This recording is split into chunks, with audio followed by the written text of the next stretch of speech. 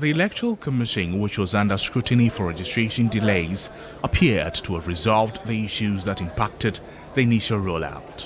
The network is also working. We don't have any challenges at now. Today the machines are okay. They are working all right. It's not like yesterday. Today we haven't experienced that issue. I'm hoping that we'll continue like this. The registration process slowed down, and first-time voters could not hide their frustrations over the pace of the exercise. They are delaying too much. That's why. I want it to be fast. To me, it's normal because it's expected that things will obviously be slow. If the computers are there, they are not enough. If they are there too, there's a problem with the systems. They are there, relaxing, some pressing their phones and stuff. Like by now, crowd should be out of here because we the businessmen, we don't like wasting time at one place. The exercise was truncated due to recurrent system issues. A member of the Electoral Commission, Reverend Ikuya Boateng, prayed for the proper functioning of registration machines and connectivity while praying for party representatives. We pray for the machines that we are using here. We pray for connectivity. We pray that they will work. We pray that they will work throughout the day so that everybody will have the opportunity to vote, to be able to register party. Father, we pray for your party agents.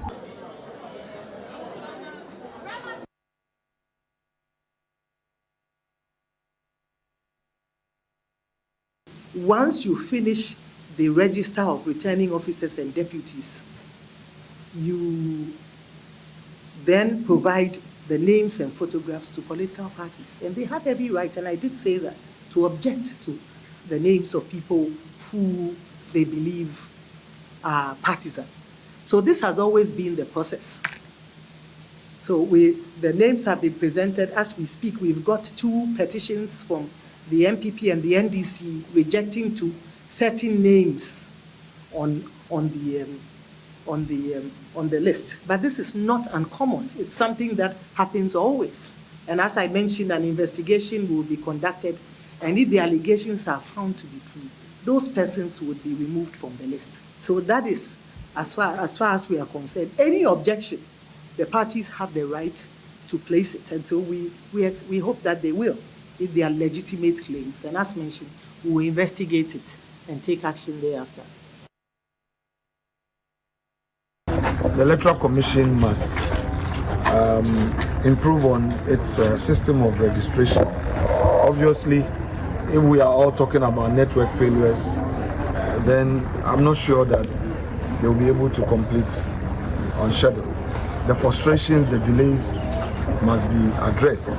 So I'm urging the Electoral Commission to ensure that they have a backup system. We are told that previously they used to have a system where even when the network was down, they had an offline system which was readily available for registration, so that when the system comes up, it picks immediately. I'm told that the new system is a bit cumbersome.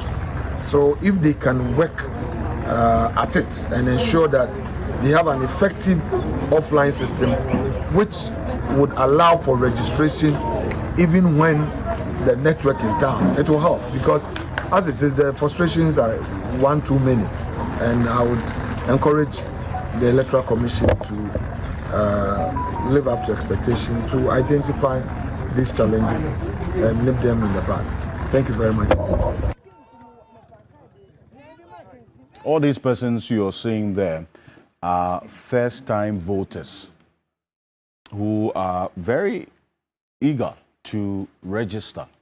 In fact, the Ghana Education Service also gave senior high school students who are eligible to register that opportunity to do so with a 3 to 4 day period. As to whether all of them have been able to do it is another matter altogether, because of all of these network challenges and then also DUMSO as well that affected the registration process when it started.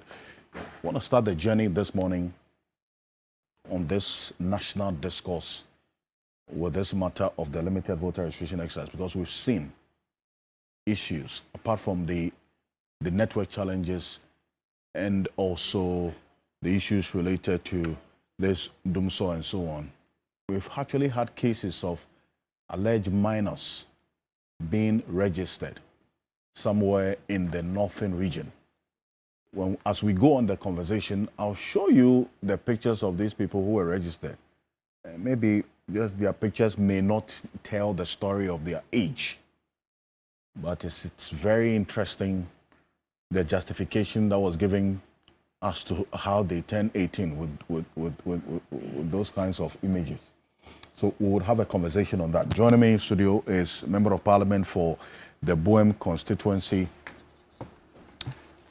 the Honorable Kofi Adams.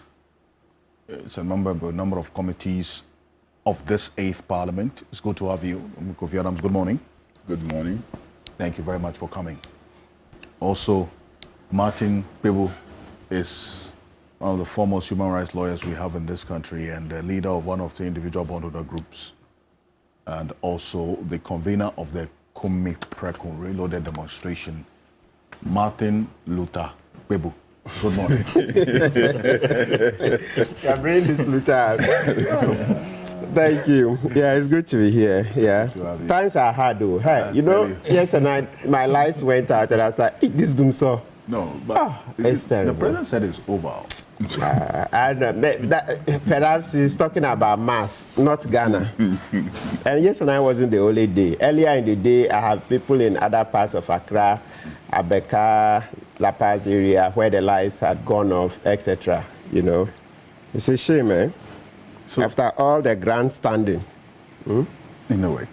In fact, you're not alone in this. And last night we had a number of people reaching us, so many parts of the country, that the lights also went off.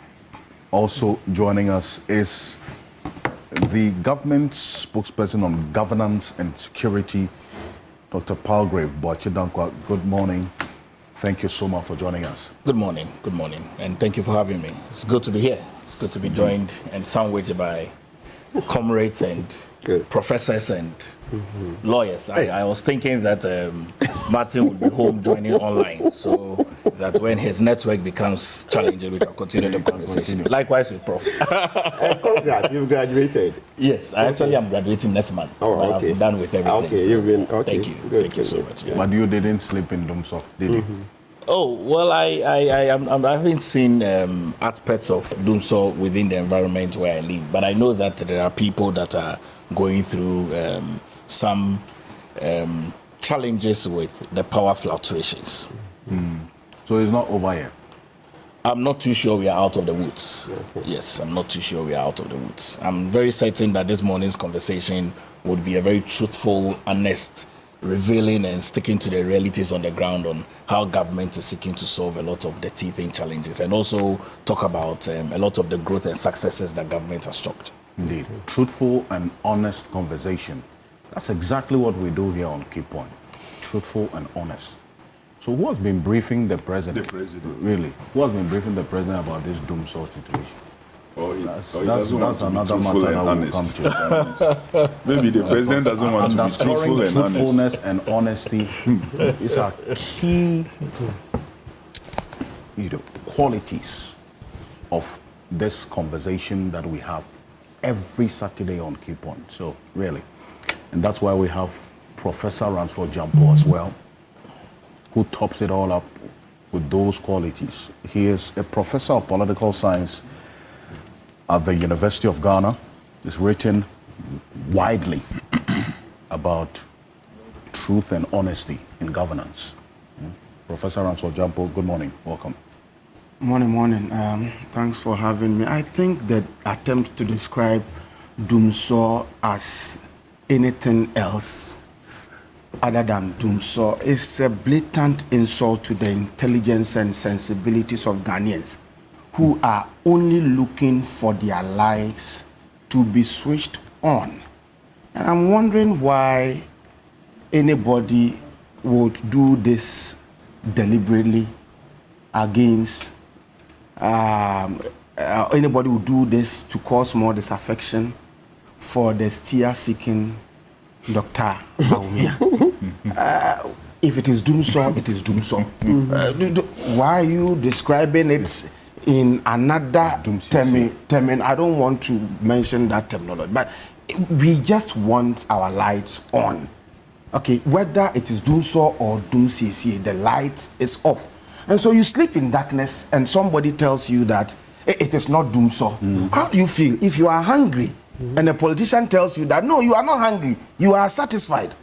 How does it feel? It is an insult to the intelligence and sensibilities of the good people of Ghana. And I'm wondering why anybody would do this to deliberately cause more disaffection for the steer-seeking Dr. Mahmoud Bawumia. I don't see why we should do this to ourselves. You see, as a people. Somebody's deliberately doing it. It is deliberate, but it is deliberate because if the light is on, it is so. If it is off, it is doom. And that is what we have, over the years, come to know. So to describe power outages and power owning and all that as anything else, and you say we are Dumsor means Dumsiesie means we are repair, and we don't know. I'm told that in certain villages, anytime the power goes off, people go around the transformer to see whether truly something is being repaired. And the whole day nothing gets repaired, and then the power comes on after 2 days or something. And why are you lying? I mean, I don't understand. Are Ghanaians, are we that gullible? Mr. Politician, I'm talking to you. See, the people that you try to lie to who are in bed with you and they are sycophantic, gullible, when they go to their houses, they complain to some of us privately that they know what you are saying is a lie. So tell Ghanaians the truth. We are discerning, we are wise. You are not wiser than us. The good people who give you the mandate to govern are actually smarter and wiser than you. But sometimes they become gullible because of poverty. But the fact that a person is poor does not mean with Jimmy Onim Nyansa. Don't sit on TV and arrogantly give certain descriptions to realities and conditions that are facing us, telling us that things are good for us when we know that in our lives things are not too good. It is not the best. I think that we've had enough of these kinds of insults to our sensibilities and to our intelligence. You are sleeping in darkness and you are sweating, and then you think of it that, oh, the politicians say, oh, the lights are on. When you are in darkness, they said it is not doom, so everything is all right with you. I think we are tired of these insults. Indeed. And what more can we say to this? Bawumia is in charge of the cash waterfall mechanism, and he didn't manage it well. That's how come we never found money to buy fuel. So Bawumia is directly responsible for the Dumsor. To cap it all, directly responsible for the Dumsor. This $190 million Millennium Challenge Corporation that we were to get to even improve the situation with regards to distribution has been taken away by the U.S. So there's a lot that we need to be thinking about if we have to deal with this situation. And the reality check that, Professor Jampo, you have just been on with Lawyer Martin Pebo and all of us, is just to confront the reality and not live continuously in the state of denial. But it is not somebody being disingenuous or deliberately sabotaging Bawumia. It's not even fair. It's not even fair to the man's quest to break the eight. But if you say that somebody to break the eight, and people around you are spewing lies to the very people who will give you the mandate. I mean, you do a lot of disservice to the man's quest to break the eight, but and I think that it is not fair to the man. If he also is Bawumia also saying the same thing? I'm not sure. Yes, he's in charge of. I've not heard him saying that there is no Dumsor. At least I've not heard him my saying only that. concern is the fact that he mismined the cash water for mechanism. That's how come we never got money to buy the fuel. All these years he was in charge. That's not true. His office, I denying it. I deny that he was in charge of the cash water for mechanism. Put it in context. Yes. The office set up the cash water for mechanism to ensure that there's a streamline of revenue that comes into the waterfall. I mean, I think that in recent times, during his campaign, which he started, which has caused a lot of horizon across the length and breadth of the country as he's visiting various places. People are getting to appreciate the various challenges and the various interventions that he has made as a digital man to ensure that corruption is kept and kept to the barest minimum. He did state that some persons within the ECG or so had tempered with the software that had been put together, and I think that there are some investigations that are being done to ensure that that situation is rectified. So I think that is important, lawyer. It's important that you don't cast such. Was he in charge of the cash water for mechanism for years or not? How would he be in charge of it? I have minutes here. You see, Professor Edu, people in his office that he's delegate. I deny, no, let's be very clear. I deny that Bawumia was not in charge of the cash water for mechanism. You see, when a government. Alfred, I thought that you were doing an introduction and then afterwards we're going to the main issues. In fact, we have not even gone into the main issues. You asked about light, and already I'm being sandwiched when I've not even had breakfast. Already I'm being sandwiched by Prof. I've not had breakfast. Thank you. The breakfast is coming. We are the same. We are Prof. Thank you very much. Bawumia hasn't said there is no. What the reality is that this program talks about the realities of the people. We don't engage in any convoluted conversations that tend to confuse people. If we are talking about a good morning, and I say good morning to people who have slept in darkness, how good is the morning for them? It's not good at all. So it is part of the conversation to reawaken all of us to the realities that we, the people, are faced with, instead of the disconnects that sometimes we hear from politicians. So it's part of the reality check to wake up to it. But Mr. Counsel, quickly, to you, Kofi Adams, yes. Thank you for the opportunity. I'm largely okay with your introduction, but it is some politicians who decide to be very dishonest. I can't say you are not part of them. I'm not part of them, and I believe that Palgrave Boakye Dankwa posited his intro with being honest and truthful, and that he will not speak like the president and some others that Dumso is not with us. The president was speaking on the 1st of May and indicated clearly that the day before he spoke, there was not a single report of a blackout across the country. Meanwhile, many were those, including some media personnel in this very station, TV3, and they slept in darkness the day before, when the president was announcing before the workers of this country that he had dealt with the Dumso situation and that there was no reported blackout the day before he spoke and the day he is speaking, and that it will not happen.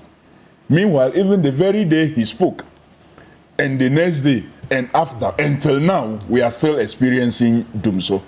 In order to defend and protect him, even a lie was cooked and presented that the downpour of that day submerged some substations in Accra here. The media, again, being so smart, went there, and your cameras showed us even the dry floor that the security man in charge of one of the substations, I think substation K, which was reported to have been flooded, you could see the stones that was used in leveling the ground. And he said, no, they have not experienced any such situation. Why a government will be so deliberate in presentation of falsehood and lies to convince the people, the ostrich mentality, that because you say it, because the Minister for Energy have said it is Dumsiesie, or because the President have said there is no Dumso, so we should just accept it in this current situation. So, for me, this government that claimed to have inherited excess power, excess, They didn't say they inherited a malnourished power arrangement. They said they inherited excess power. And not just excess power, they also inherited a number of funding sources, including ESLA, that was creating a revenue stream to deal with payments to IPPs and others. So you would not have a situation of them demanding for payment and there will be no money. ESLA was established. Then again, Palgrave says the cash waterfall mechanism was something Dr. Bawumia brought. No. Dr. Bawumia was made in charge when the NPP came to power. But it is something that was initiated by the NDC administration as part of engagement with also the World Bank that shows some concerns about debt owed to what? IPP. So the government thought that let's put this system in place where we will not allow someone sitting somewhere and we'll look at lawyer's face and say, oh, you, I will pay you. Right. Palgrave, if I see your face, I will not pay you. Let's put a system in place that will be fair to all the industry players. Then MPP comes to power, Dr. Bawumia is made in charge, and now we are receiving reports that they are either under-declaring or when they even declare, they don't pay the IPPs the amount of money that is expected of the cash waterfall mechanism. And who is in charge of this? Dr. Bawumia. Are you also aware that the PDS that we've lost, the $190 million, it was the same Dr. Bawumia who chaired the committee that looked into the whole PDS system, that changed all manner of things, which resulted in Minister Amewu declaring the whole process as fraudulent and what have you. It was the same Dr. Mahmoud Bawumia who chaired the committee. Yes. Then, have you also forgotten the energy minister who was first sacked, Boakye Jako, said the Ameri-Innovation deal, and that every preparation that he did, he called Dr. Bawumia whilst he was in Tamale. His ADC said he was on stage and requested that he get in touch with him. The document he prepared, he took it to Dr. Bawumia's office. He wasn't around. His people he sent wanted to leave. He said no, they should take it to his home. They took it there, and he was the one who dealt with it. What did the president say later? The president said he was misled. So who misled him? Dr. Bawumia again. So anything to do with energy that he has been in charge, he's messed it up. PDS, cash waterfall mechanism, Ameri-Innovation. Mr. Kofi Adams, you have made your point. Thank you. Now, no, Alfred, I think that you see the quick question, and then we will move on. Entrance to your place here, I heard your power plant, on. Are you just warming the plant, or is it that it's been there for long and you are warming it, or there is doom so? Just tell me. No, we want to be real. Okay, we want to be real. The power plant is on. Are you just warming it? We are not warming it. You are not warming it. So let us face the realities rather than tickling ourselves and laughing as if we don't know what we are about. Please. Indeed, and it is all premised on Palgrave Boakye Dankwa's comment of honesty and truthfulness. Thank you. On this platform, we're on the same path, Palgrave. Oh, I don't doubt that, but I think that indeed, when we have challenges within the energy sector and the government is solving it, I think that various commentators and various actors within the industry and the Ghanaian people appreciate that every challenge that government goes through is solvable in a continuum, and so thank you. We would appreciate while we end this matter, you take a listen to the president. Take a look. It's going to be solved very soon. Take a look. We have witnessed stable electricity supply across the country with no load shedding reported anywhere yesterday. For the past 7 years, we have worked tirelessly to keep the lights on, and I am confident that the unfortunate era of doomsaw will not return.